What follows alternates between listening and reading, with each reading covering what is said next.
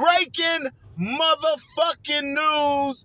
This is your boy BJ back from No Filter MMA. Y'all thought I was going to let this one slide on y'all ass, though, didn't you? Y'all thought I was going to let this one slide. No, I'm here to talk about it. Teresa Bleda don't want the smoke.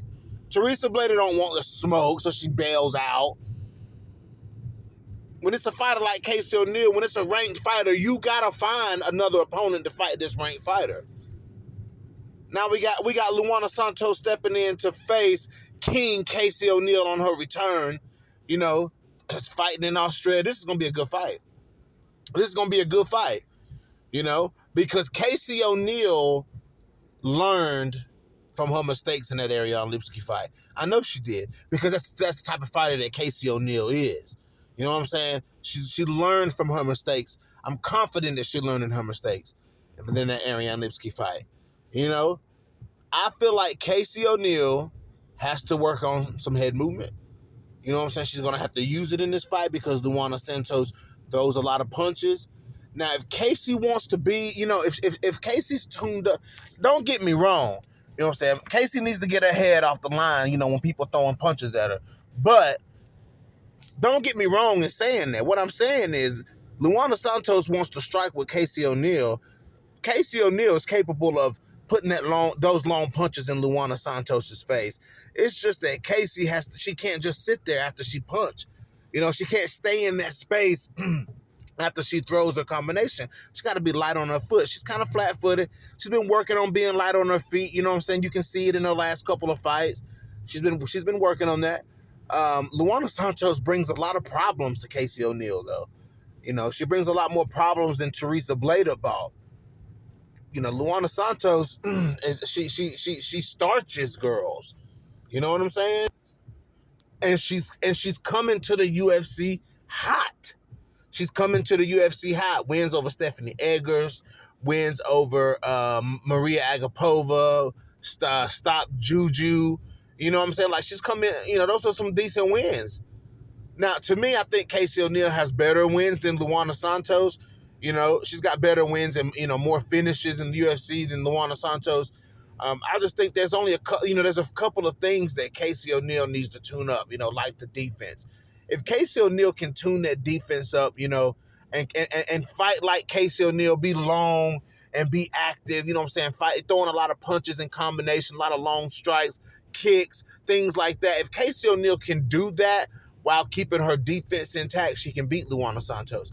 Now, you know, if it turns into like a striking match, because if you ask me, Casey Oneill was getting the better of the exchanges with Ariane Lipski, but Ariane Lipski is just a powerful striker. She's a violent striker. You have to be careful in there with Ariane Lipski. You make a mistake with Ariane Lipski, and you pay for it.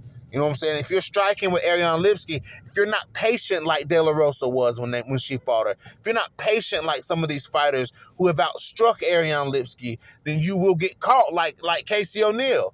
Now, Casey Oneill was doing a good job against Ariane Lipski, keeping that pressure on Lipski, keeping those long punches in her face. You know, her defense, you know, Lipski exposed that hole in her defense. And she can't find herself in that same position with Luana Santos, because Luana Santos will finish her, you know, as deadly as Ariane Lipski did. So Casey Oneill, yes, you know, you have a good chin, Oneill. You can take punches, you know, but don't take the ones you don't need to take. She doesn't need to take punches that she doesn't need to take. You know what I'm saying? That she doesn't have to take. You know, get out the way of those big punches when you see them coming. Stick and move. Casey Oneill has the technique to do that. She just has to do it. Luana Santos is going to be coming after Casey O'Neill's head. You already know all of these girls are going to be coming after Casey O'Neill's head because they probably think they can get in there with the strikes, you know. But you'll find yourself, you do that, and then you'll find yourself in a brawl with Casey Oneill. You'll find yourself, these girls are going to like if Luana Santos decides to go in here and strike with Casey Oneill, and Casey's made some improvements in her stand-up, she's gonna find herself locked into a fight, you know, locked into a brawl with a brawler, somebody who likes to brawl, a high-paced technical brawler, and somebody who never gets tired. You know what I'm saying? If you find yourself in that realm with Casey Oneill, then you can lose that fight. You can lose that fight. You know, you going in a round and a half, time starts to build up on, you standing around striking with Casey Oneill. She's never going to get tired. That's the problem. Now, with that being said about the stand-up, I do give the advantages to Luana Pinheiro when it comes to getting in close. And the only reason I say that is because Luana Pinheiro is just physically stronger than Casey Oneill. Casey Oneill is good.